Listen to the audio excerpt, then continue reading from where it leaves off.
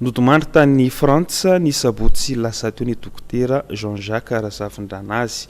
Mpitsabo voalohany maty noho ny aretina coronavirus tany Frantsa. Izy io araka izany no malagasy voalohany maty ity aretina ity ary tsy teto atandrazana akory fa tany Frantsa. Jean-Jacques Razafindranazy avait 67 ans. Fin février, quand l'épidémie touche de plein fouet le département de l'Oise, ce médecin retraité prend une garde de nuit aux urgences de l'hôpital de Compiègne pour soulager ses collègues. Ny sabotsy lasa teo no nodimandry ny dokotera Jean-Jacques Razafindranazy, mpitsabo voalohany maty noho ny aretina coronavirus tany Frantsa. Mpitsabo misotro ronono izy io ary arak'izany anarana izany dia teratany malagasy.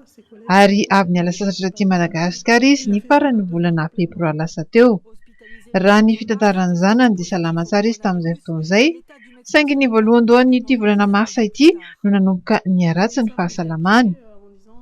Na dia mpitsabo misotro ronono azy ny docteur Jean-Jacques Razafindranazy dia mbola ananaiky hatrany ny asany ary nandray izany tany amin'ny hopitaly sy tany Compiègne atao aorian'ny fisehon'ity valana aretina coronavirus ity.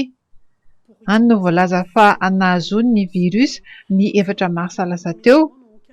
10 andro taty aoriana dia efa niomby ny aretina ary dia nafindra tany amin'ny hopitaly tany Lille izy saingy tsy tanany ainy.